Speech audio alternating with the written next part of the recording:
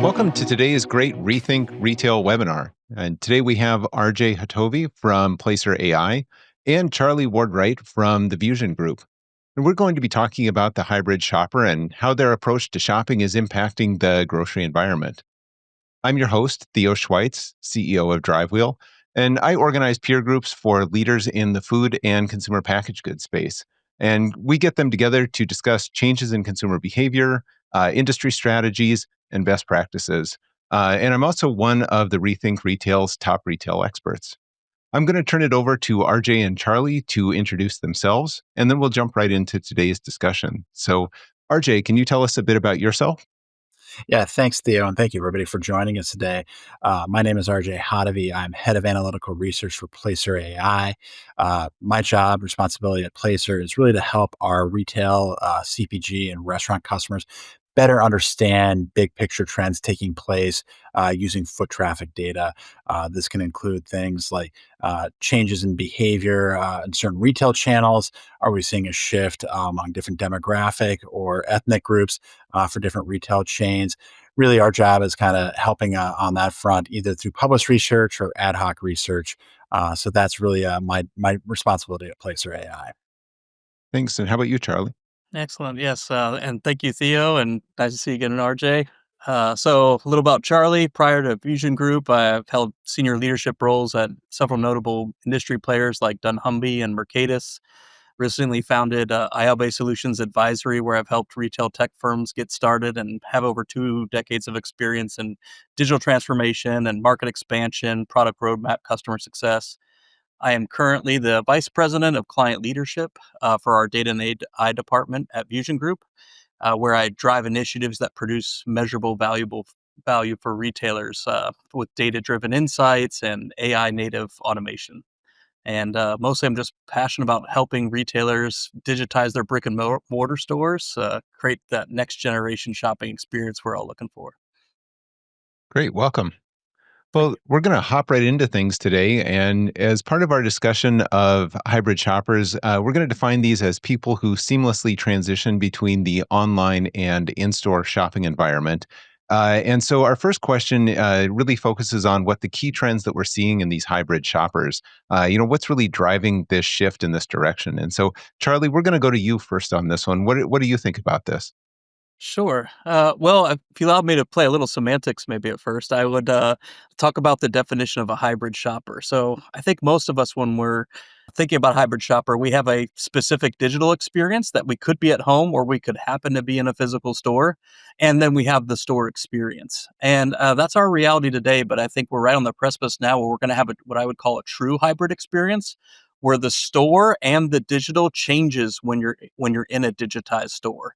And that is going to be its own dedicated experience, which has mitigates all of the benefits of e-commerce other than being on the couch, and then augments all of that digital experience with the advantages of being in a physical store. So that's what I think of when you talk about a hybrid shopper. I would suggest today we're really more concurrent or dual shoppers, and now we're on the precipice of this hybrid shopping experience.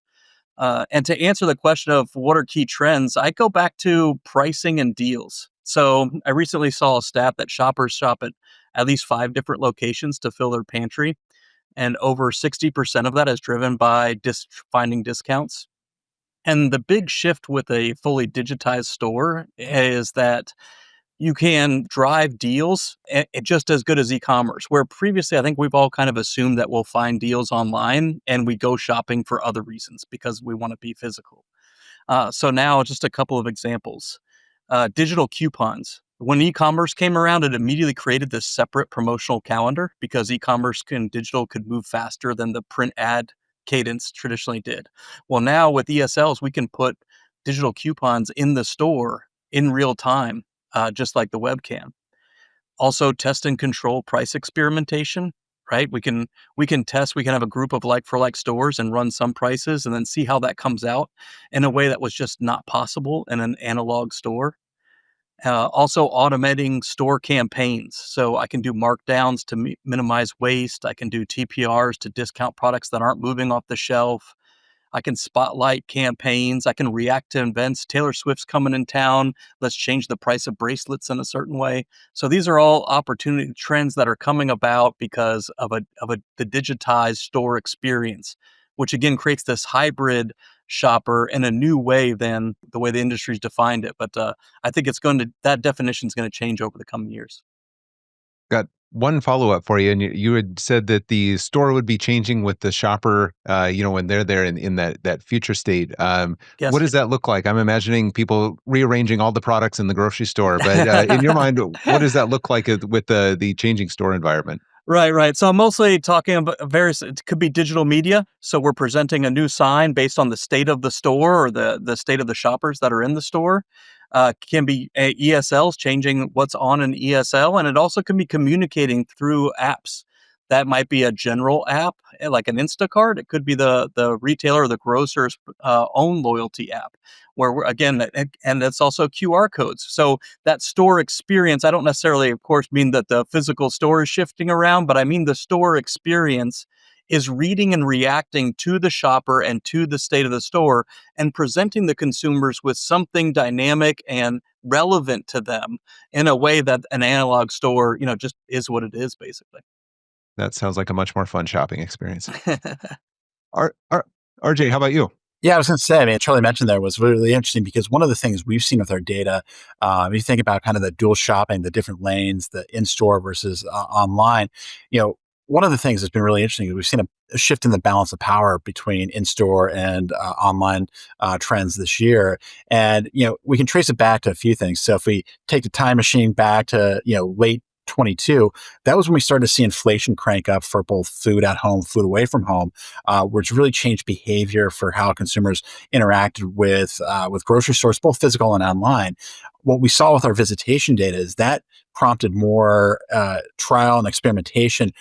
People effectively rebuilt their food retail routine and started shopping a wider number of locations than ever before. They were making more grocery visits. They were making more superstore visits. They were making more visits to dollar stores, convenience stores, really anything that sold food. We were seeing more visits than ever before as people were kind of, filling out that pantry, 5 visits or whatever it might be. They were going to a wider number of locations because they were seeking out that deal that put downward pressure on how much time they spent, that put downward pressure on the retail sales per visit when we combine our data, our visitation data with retail sales.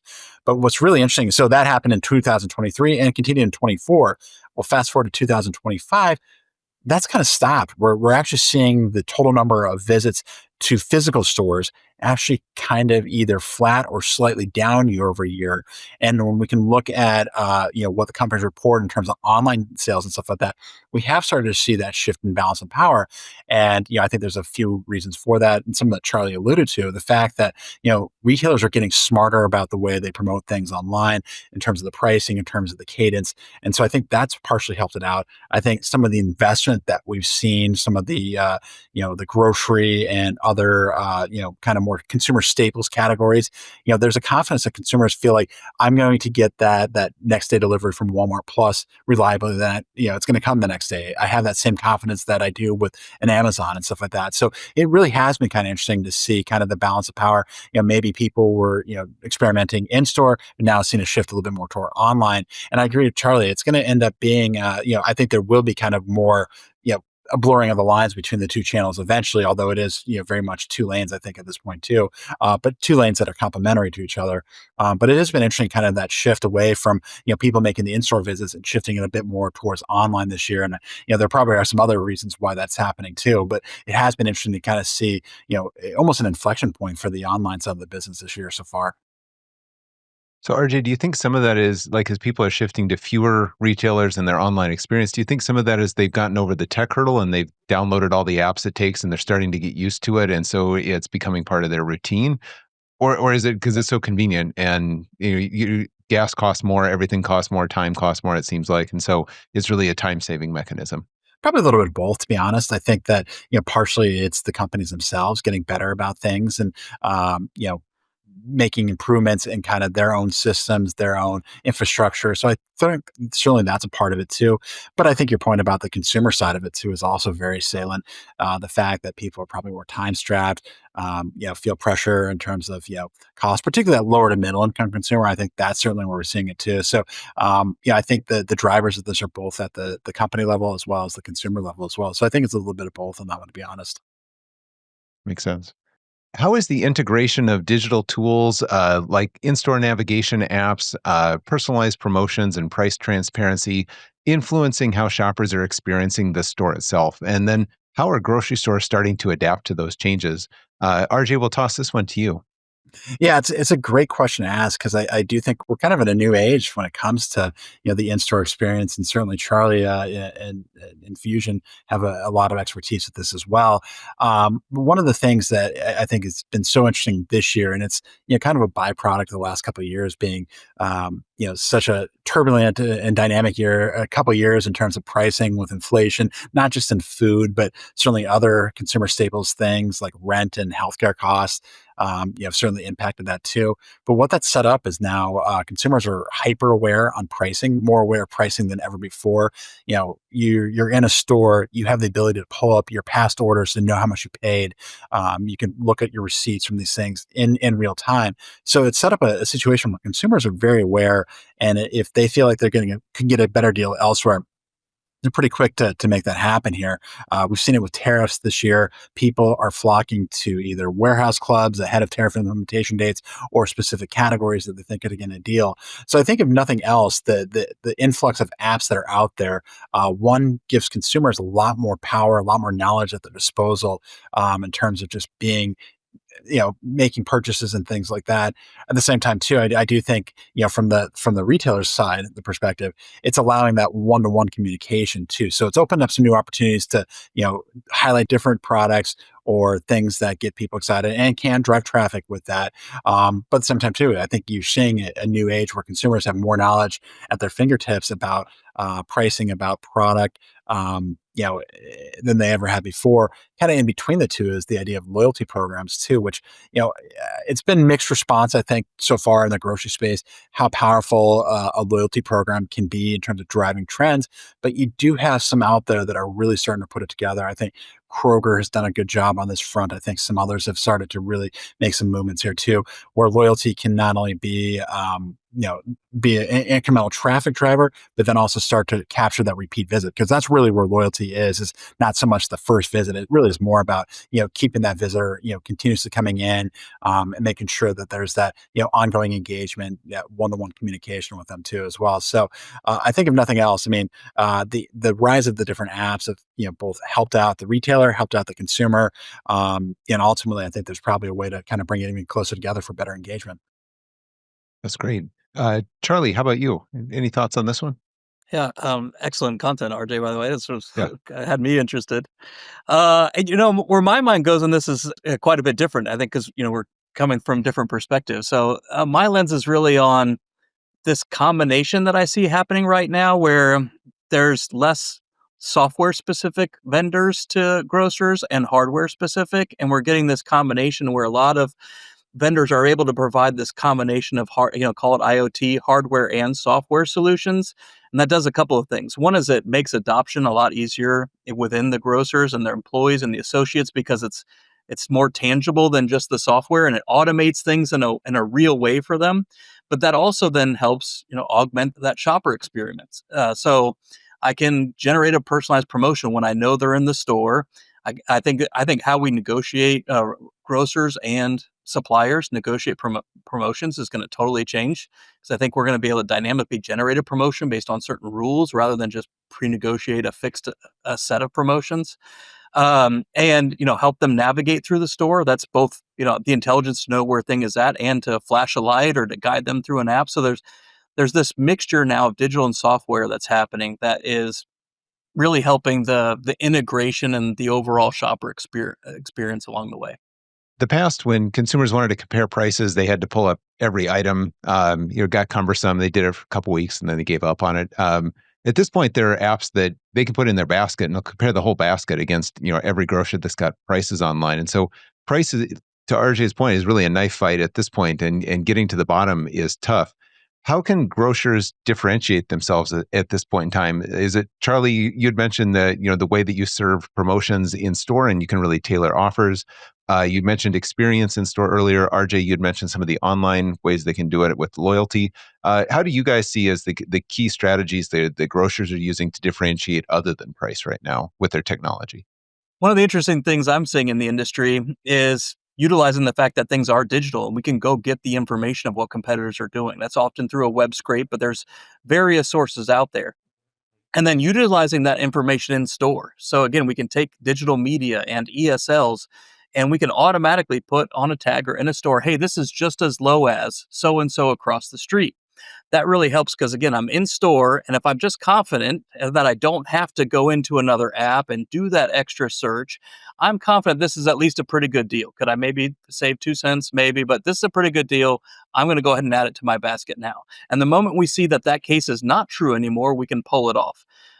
This also opens the opportunity to add more discounts because we can advertise it. So one of the things that's often made grocers hesitant or unable is they're not going to drop a price if they also can't get the credit for it. So now we can advertise that to shoppers in the store whenever we want. We see that we're lower than a competitor. Well, let's share that with them, or let's go down and let's meet them there and then tell the shopper about it. Yeah, I think it's interesting with regard to pricing. The one way that I've seen at least grocers kind of help to offset that is, there are going to be some pricing battles you can't win. You're not going to be able to offer, Walmart or Costco prices, particularly if you're a smaller regional player. But what can really help to narrow the gap on this is more on the assortment side. One of the things that we've seen is that those chains that really have done a good job from a local and kind of regionalized assortment, standpoint, that's been a really effective way to combat. Hey, maybe it's okay if I'm not getting that same price. Certainly, pricing is important, and that being competitive, at least within the same range as your competitors, I think is still important. But you can still offset that with some unique merchandising. Maybe we know that the large national chain doesn't carry this particular brand, which does very well in this market, either just by knowing your customers, individually, or through data sets, understanding, where else people shop, what other brands they care for. There are data sets that can do that. And I think that's a really powerful tool is, hey, maybe I don't have the lowest prices, but this store feels like they get me. They've got the assortment that I care about. A company like Sprouts is a really interesting example where, once upon a time they tried to do everything for everybody. Now they've kind of focused in on that core product assortment that they bring in, shrunk the size of their store, but see higher frequency because they got that buy-in from customers on that too. So there may be a case where having the lowest prices isn't necessarily the right answer too. And there are things from an assortment standpoint that really kind of, connects you with that high lifetime value, that high frequency customer that can really drive, future visits and future sales. Seems like it's basic, but it kind of comes down to know your customer. Yeah. Whether it's how do you communicate the value of your prices, with the in-store signing or the assortment that you've put out there, so that you feel a little bit more special than the chain down the street. So, Well said. yeah, know the customer. Next question is: how are grocers responding to demand for flexible shopping experiences? Whether that's the options of how consumers shop or where they shop, and how are they meeting those challenges head on? Or Charlie, I'm going to go to you for this one. Sure.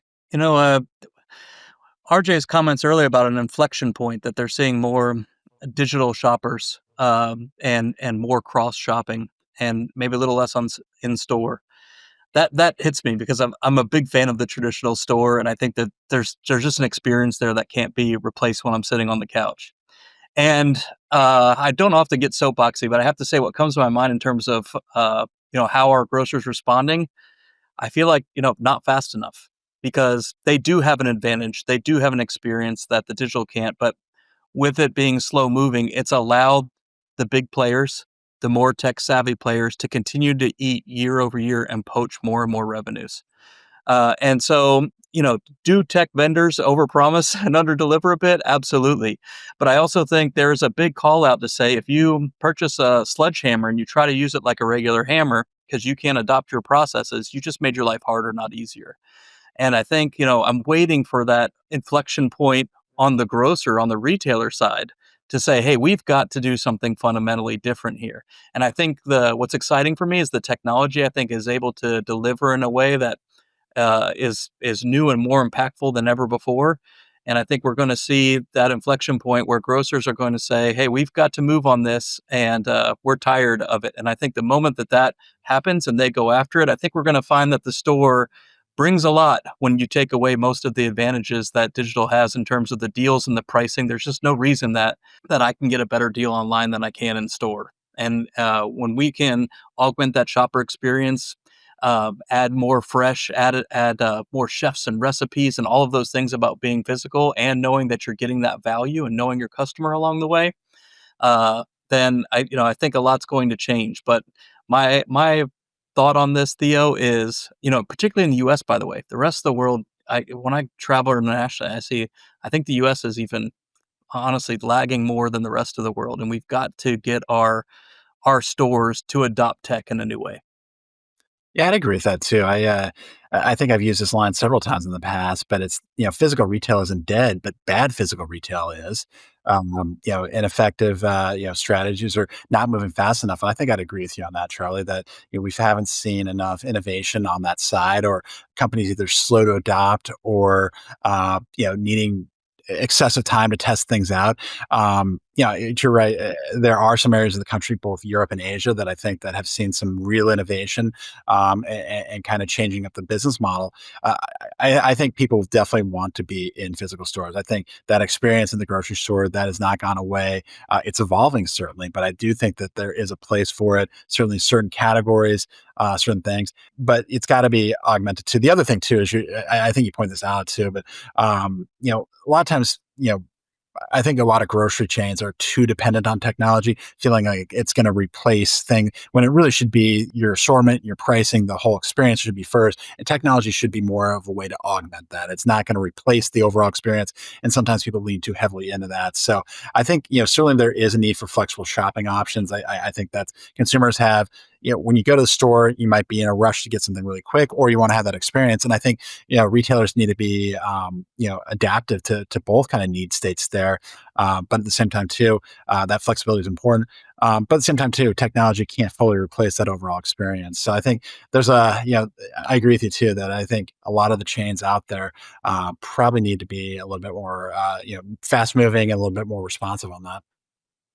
You bring up a good point too that I'll just piggyback on, which is that I think past struggles have now created this hesitancy, which is coming back to roost because we, as retailers, everyone needs to be moving faster. But if we let the past hold us back and make it more hesitant, it actually exacerbates the challenge. Yeah.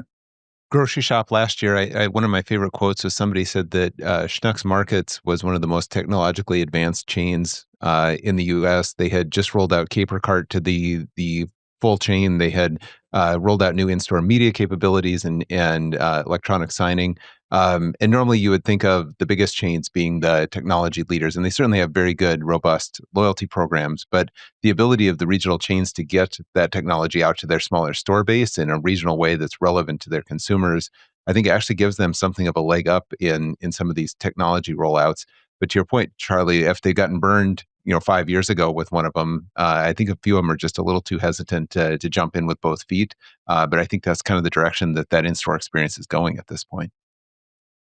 Yeah, I agree. I see the 50 to 100 store chain as sort of the sweet spot that when they commit and when they go after, they can move the needle faster.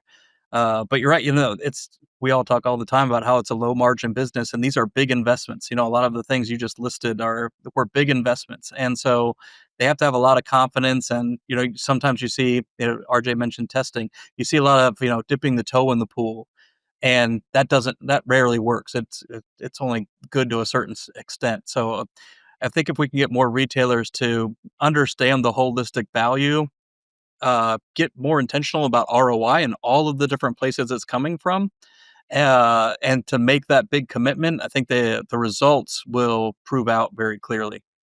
RJ, a few minutes ago, you mentioned that grocers are getting their balance of tech and in-store experience a little bit off, but at this point in time, consumers are demanding specialized experiences that are really tailored to their needs and demands. how do you guys feel that grocers can balance the technology needs of the consumer to get a personalized experience with the in-store experience and the fact that some people want to go in and have a more traditional in-store experience? Charlie, and you handled this one a little bit, so I'm going to turn this one over to you first. But how do you see grocers handling the balance of technology and in-store? Yes, so there's a couple things that come to mind there. One is getting that digitized hybrid shopping experience right is going to bring more shoppers into the store. It's going to change that inflection point that RJ mentioned. So just having more shoppers in the store gives you the ability to add more of the human element into the experience, right? Where I have more humans, I can make that interaction more. Second is this idea, it's not new, of intelligent automation. Automate the mundane so that your associates and everyone around you can invest in more relevant, more impactful human experiences.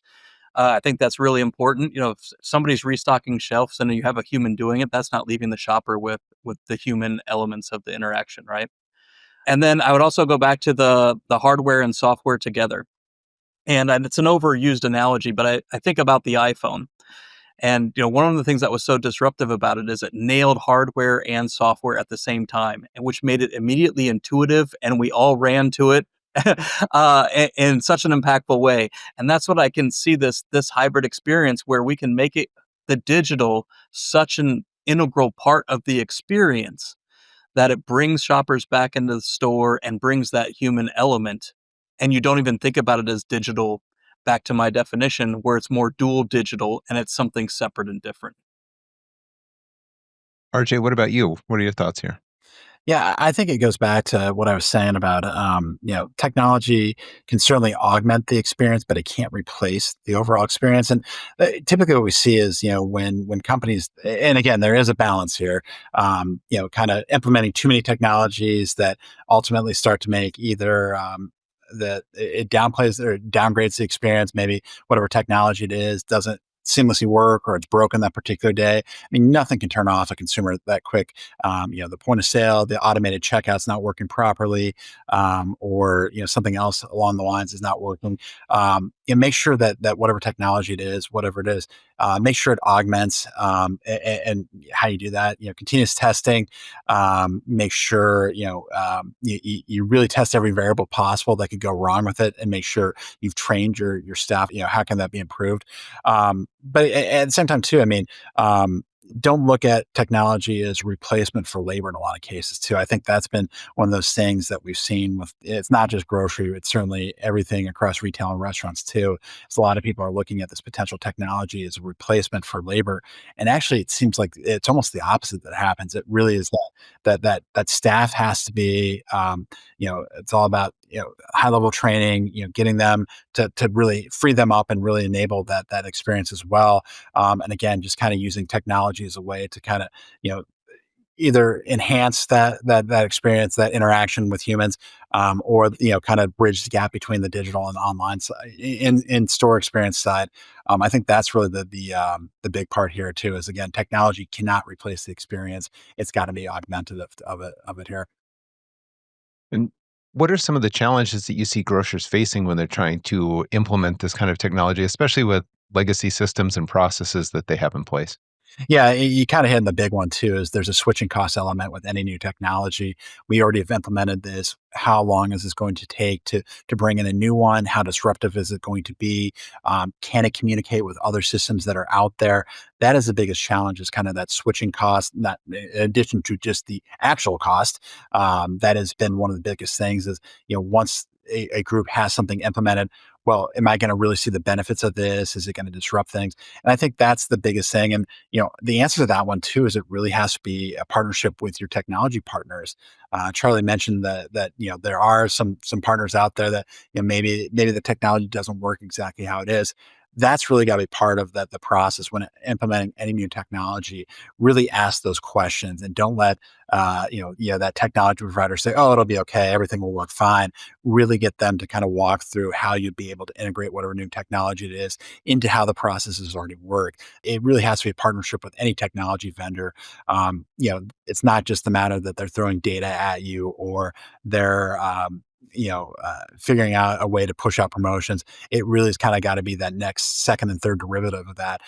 Not only what does your data say, but also how can I actually make some actionable insights of this? How can I drive more people in the store? How can I measure ROI on this campaign or this new product? It really has got to be a two-way street, and that partnership with your data providers is really absolutely critical to overcoming some of those barriers that we've seen. Charlie, how about you? Any thoughts on that? The only thing I might add is just the concept of tech debt and that band-aiding it year after year eventually, catches up with you. So I can't help thinking when we go into integrate that I'm still dealing with CSV files and DX files and some of these old formats, instead of true APIs and something that's more dynamic. And it's so hard to move on these use cases where true value can be realized when you don't have the foundation. Again, I know that's not a new concept. It's been spoke about for years, and I say it with empathy. I totally get when you're running a business, you don't have time to stop and necessarily redo the foundation. So I know where it comes from. I'm in that world regularly, but there is a time you've got to figure that out because if you don't have data right and you don't have the right integrations in place, the rest gets really difficult. And those who have made that investment already are now poised to take advantage of it. Well, why don't we shift gears just a little bit now, and we can get into data-driven decision making when the consumer's in the aisle. Traditionally, when grocers get more data, they mostly use it for inventory management and to make sure they have the right products at the right place. But we've kind of hit, like you said, an inflection point where they can do a lot more with it. How do you guys see grocers using data to both anticipate and shape shopper preferences before they get in the store? RJ, we'll go to you on this one.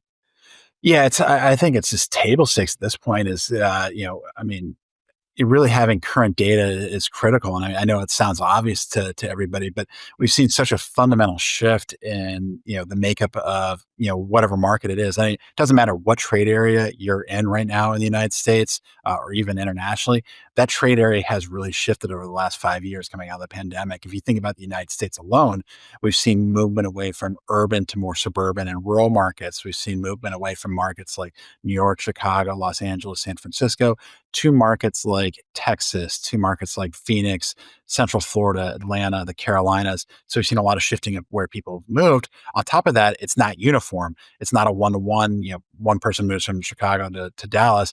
It really is, in terms of, demographic, in terms of household income, in terms of ethnicity, there's a lot of changes. The groups moving to Carolinas is very different from the groups moving to Central Florida and moving to Texas. And so just being aware of how that has shifted the last couple of years is critical, not only from picking out the right location, but also what inventory to carry within the stores.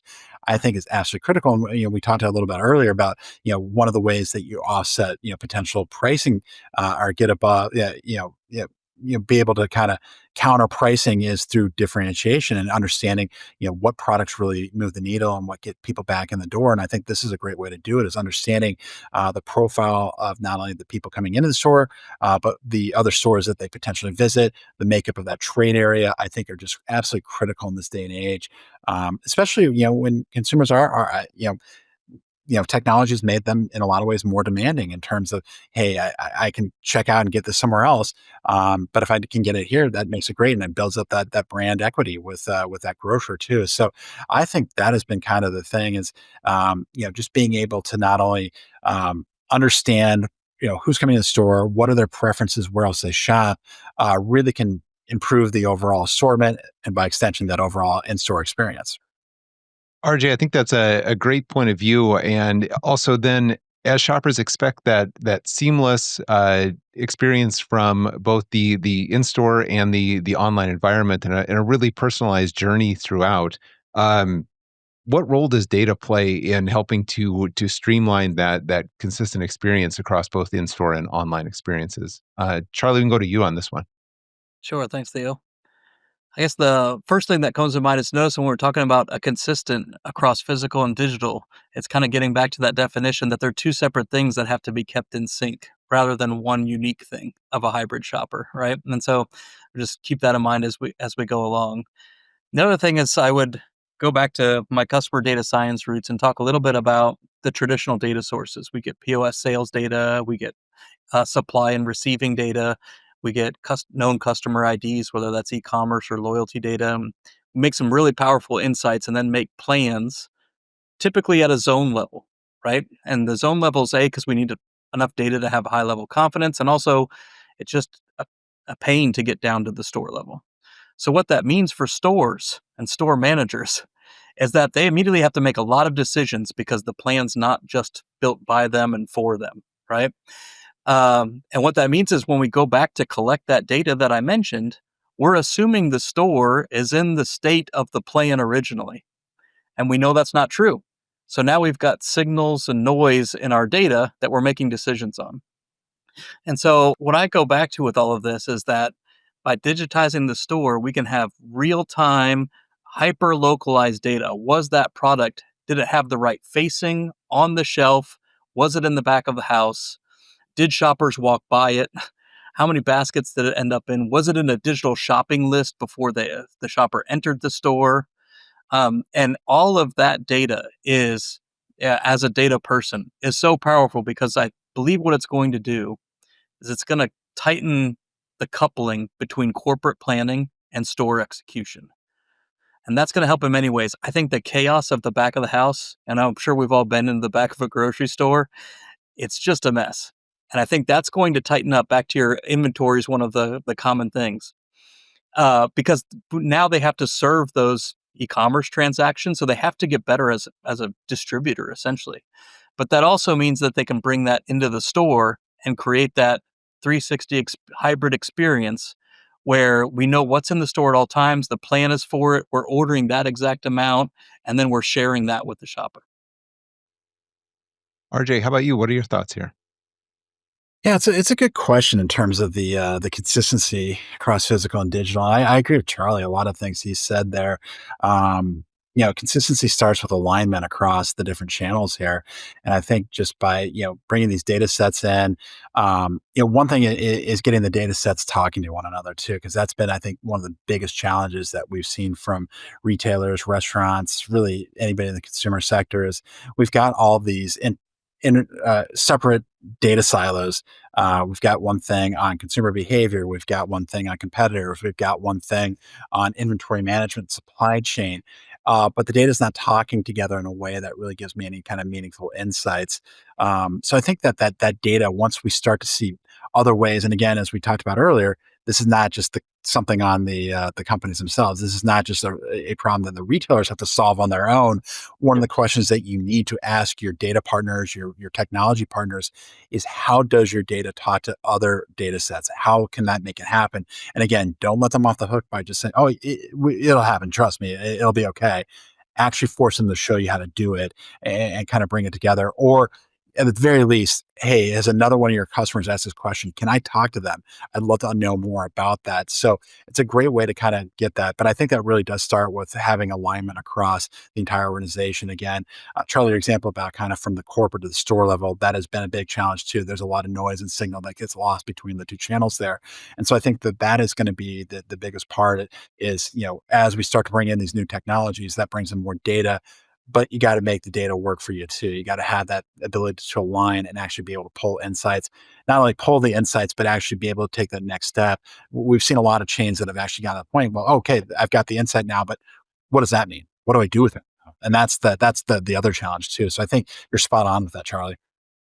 Why the term actionable insights is the other buzzword now, Yes, right? It's exactly. don't just show me a chart and graph. What can I actually do What about can it? I do with that chart and graph? Exactly. Couldn't agree more. It feels like during these data rollouts, the data provider or the third party or the IT team on the company takes the blame if something doesn't work. But I've also found that it takes a lot of work from all of the teams that are going to touch the product to be involved in it as well. So if you're rolling out a new system that's bringing all the data in to help the merchants make better decisions, you need merchants involved in that as well. And they have to actually understand the impact of their decisions because in a lot of cases they're asked for a point of view, but they don't really know how that's going to affect the new system because they're not in IT. And so I think getting that rollout team up to speed on how the system's going to work, how it's going to impact their job, and how they can make decisions now that will affect the implementation is kind of another aspect of those rollouts that gets overlooked, and you just throw people on the team and away you go. But then 6 months later, you're like, why is this set up like this? But not just tech, but also the people side of it can be really complicated as well. It's I'm on the client side on a day-to-day basis, and one of my favorite moments when things get started is it's done in different ways, but it always starts with educating the retailer about your capabilities, and then the retailer educating you about their process and their pain points and and there's this knowledge transfer that has to occur at a certain, level for then the collaboration to start. And that's always when that starts happening, and the better it's done, to your point, the better the result is out of the gate, rather than having to then refine it later, right? Which always happens, but the question is to what degree. Yeah. And where you really see it is when you get into data monetization, because now the merchants are responsible for bringing the suppliers and saying, this is how we're going to do things and this is how we're going to plan together. Well, if the merchants aren't bought in or don't totally get it, then that gets extra difficult, right? So I appreciate what you're saying, because it's the merchants drive so much in the grocery world, rightfully so. But Yeah. you really see it come to life when you're talking about collaboration with suppliers. Hmm. Well, from there, I think we can move on to the future of grocery. And so now is a perfect time to get out your crystal ball. We're going to look deep into the future. The first question is, what technology or new idea do you see right now that you think will impact the future of grocery and shopping? And then how can grocers start to get ahead of it now? So we'll turn over to both of you and hope to get both your position on the future. But RJ, I'll let you go first on it.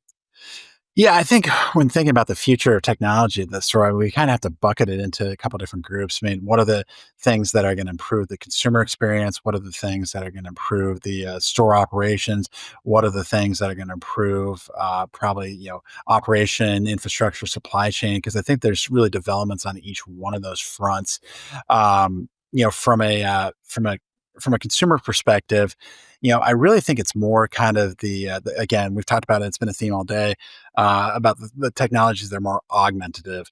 I think consumers are less excited about, kind of the things that, kind of self checkout, things like that. But it's more the things that they can really see making a tangible experience or a tangible benefit to that overall experience.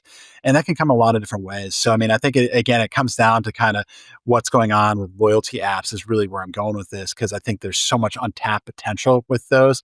Understanding what that consumer who's been in your store has bought before, what are the things they like, how they like to be talked to, things like that. So I do think the loyalty app and kind of bridging the two lanes between in-store and in-store and online is really going to be key to that. The third kind of channel, the third lane, if you will, as Charlie has alluded to, that is going to be really important. And I do think loyalty programs are a way of unlocking it if done right. I think a lot of the ways that we've thought about loyalty programs today are kind of outdated. It's kind of you buy a certain amount, you get a certain amount off. I don't know if that cuts it in today's world either. I think there's a lot of innovation that you can actually put on top of it that really helps to kind of stand out and make that brand. Oh, this brand gets me, because we talked about the idea that people are maybe not shopping as many locations before. There's some of that as brand loyalty, because I feel like these stores get me, but these ones don't. And so I think a way to unlock that would be the loyalty program. On the flip side, what's going to help out the operations, the store management? I think there's so many cool technologies out there that either from a merchandising standpoint, whether it be understanding visitation trends, whether it be computer vision and understanding what's going on in the aisle itself. I think those are really powerful tools, because you see stories a lot about kind of the retailers that are struggling, not just in grocery but across the board. And a lot of times it really comes down to just simple execution, getting the right product in there, making sure everything's fully staffed, getting training the staff is a whole nother thing. And I think there's a lot of untapped potential there, that AI solutions and other things. I can't believe we made this far without mentioning AI to begin with. But the fact that there are some technologies with AI overlays that could really help out in that front too. So I think that it's really exciting. I think a lot of the technology from the merchandising and inventory management perspective is really what's going to get stand out in the eyes of consumers for a lot of chains on the grocery side. Charlie, how about you? So I heard three things from RJ that were a challenge. I took as a challenge. I heard promotions, loyalty, and AI. So I'm going to try to give you an answer with all three of those. Oh, and I think I want to reach a little bit here. I could be proven wrong eventually, but I think the way that promotions are negotiated, established, and ultimately served to the customer is going to fundamentally change. I think it's another example of a process that was built out in an analog world and it hasn't yet adopted to the possibilities of the digital. So, what good looked like as traditionally merchant, back to the merchandisers, they sit down with the suppliers, they make a JBP a couple times a year and they define the promotions they're going to run. And personalization has meant knowing a customer and matching up of all the available promotions, the best one that's most relevant to them, and then serving that up in front of them. And now we're able to dynamically create using AI, using what we know from a loyalty perspective about that particular shopper and their purchase history. We can generate promotions that will give them the most value perception, be the best for the retailer in terms of margins and product movement, et cetera. And so I think the negotiation of promotions is really going to be what's the overall budget and what kind of rules and priorities do we want to establish? I want to give so much percent to private label. I want to give X percent to these new products that I want to introduce to the market, and those sorts of things. So it'll be a set of rules and a budget that will then get applied to dynamically serve clients with more effective promotions than just a static library that we're running for the next quarter or the next 6 months. So that's one of my outlooks. Then the other place I wanted to go was to think about what all of this means for a retailer. And I've hit this a couple times recently where I feel like retailers are, since you got me soapboxy earlier, Theo, I'll do it one more time. Excellent. I'll probably regret this later, but I still see a lot of retailers shopping for point solutions. This is the pain we have in this particular area. What can you do about it? And I think technology has gotten so complex and just the market alone has gotten so complex, it's untenable for a retailer to actually grasp where their best options are across the board. And so I think what would be better for them is to kind of move past the RFPs. I think vendor exhaustion is real and costly for retailers, and start thinking about in terms of ecosystems and partners. What is the ecosystem that feels the best to you as a retailer, that matches with you, that has the right investment level into the areas that maybe you have the most pain or that is your biggest priority. But, the laundry list of do you do this and do you do that and does it solve this particular problem, I think only gets retailers in a corner and lowers their ceiling in the long run. So I just wanted to call out this idea as we get more complex in this digital world, it's going to be more about ecosystems, a suite of partners, and an overall vision. We can close out any particular feature these days as a technical. I know RJ can at Placer, we can at Vusion. Solving one particular problem is frankly kind of easy. The bigger thing that's going to make a retailer have a competitive advantage or not is what is the ecosystem they're in that has the right breadth of functionality for them. I might add one kind of non-technical side of it, and you guys kind of hit on it with the team. At NRF, someone said that one of the biggest luxuries in retail is staff. That having warm bodies there to actually engage with consumers is one of the most expensive things they have. Grocery stores are full of people that work for the company, and they're cleaning floors, stocking shelves, and checking groceries. There is a technology solution for every one of those, and not to take the people out of the store, but there's a robot that'll sweep the floor and clean the floor. So let's train those team members to be able to do something that enhances the experience for the consumer. The people checking groceries, is there something else they can be doing to make that more of an experience?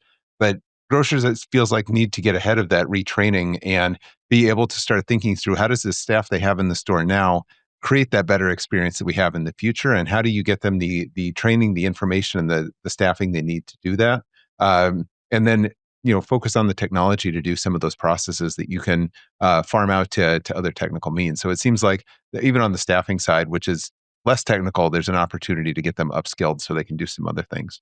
Well said. RJ hit on that earlier. Technology is not a replacement for labor. I've often said it's a move from low value to high value. 100%. So let's move into our final question here. So in this world where technology has leveled the playing field a little bit, what do you guys see as being the differentiating factors for grocers in the future? Charlie, we can go to you first on this one. Sure. I mentioned this earlier. I think the biggest thing for me is this corporate planning and store execution coupling together and having that overall increase store profitability to new levels and create an experience that's going to bring shoppers, what I would say, back to the store. Because as we've discussed on this during this meeting, the loss to e-commerce and digital is becoming more real and staring everyone in the face. When we can do hyper localization planning and know that we need to order this exact amount and put it on this shelf, and then we're going to put it at this exact price for this particular shopper while they're at this particular location.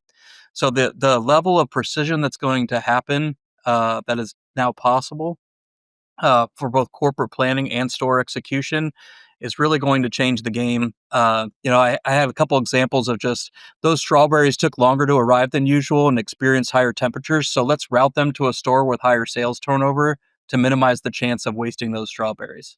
X amount of this cereal was just ordered and it's expected to arrive on this date. Since you have Y amount still left in the store, let's go ahead and discount that cereal based on a daily sales rate of Z. The price of your wine, we just automatically increased for you by 20 cents because the margins have increased 15% over the last quarter, and its price elasticity is known to be fairly low. So we've now marked it to $24.99. These are all things that are now possible that are there are digital use cases that just couldn't be fathomed in an analog world. RJ? Yeah, I think the biggest opportunity, in not just in grocery, but across the broader retail and consumer landscape, is just getting to know your customers better. And again, it sounds very easy, but typically when we go look at those chains, those brands that have failed, it usually comes down to trying to do too much for too many different people.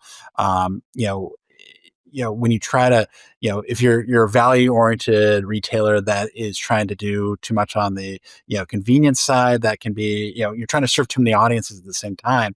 And so it really gets the idea of, understanding who that core customer is. What are the things that they want the most? What are the vendors that they, have the most affinity for, and getting that into the store is really just kind of, at the end of the day, just getting to know your customers better. That is the biggest opportunity. And really, in a lot of ways, to simplify your overall business.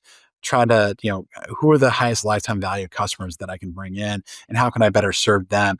It's okay, in a lot of ways, to fire customers in some regard. You don't need to be everybody for everyone. You want that high lifetime value customer coming in, and there's all sorts of data sets, on the consumer side, on the brand side, that can really help you make those decisions. In a lot of ways, that'll simplify the business, that'll improve the overall experience. And I think that's the key, is really kind of, decluttering a lot of what we've seen in the overall businesses, and trying to really focus in on that high lifetime value customer, no matter what brand it is that you're working with. For me, it feels like the grocers need to decide what that reason is that their consumer would come in store. In a lot of cases, they should be happy that they're buying some of their items online and they can just ship it to them and they're happy. But what is that reason the consumer comes in store? In any given day. In my mind, Costco comes to mind. That inexpensive hot dog gets me through the door every time. I could curbside pick up, but I'm just not going to, because I can feed the whole the kids for $10, and they love the experience. I go in Hy-Vee because they have every item, and if there's innovation, it's probably going to be in my local Hy-Vee first. And so I go in there to see all the assortment. And so as grocers define why someone would walk through the door, I think it helps them to be able to convince the consumer to walk through the door as well. I agree. Yep. In-store tech really allows the retailers to define their personality and bring that to the consumers more, right?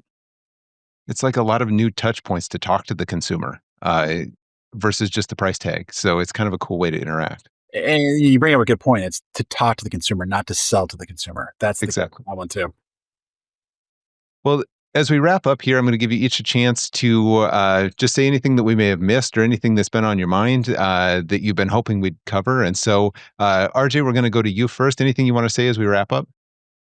No, it's a great summary, and I love hearing the perspective of everybody here. Obviously, consumers have a lot of options, both in store and online, of where to make purchases in this day and age. And they're going to continue to go, but to the ones where they have a good experience. Where they've built up the brand equity. That I trust this brand because it's got the assortment I like. I can get in and out quick. It's got things I can't get anywhere else. And that's important. We think about it as human nature. Those are the brands we're going to continue. Now that can go away pretty quickly. That one or two bad experiences. Most consumers effectively have a three-strike rule. If I keep going back to this place and something went wrong or they didn't have the merchandising, they're going to stop going. And so I think that there are a number of tools out there. Don't be afraid of technology because we talk about it.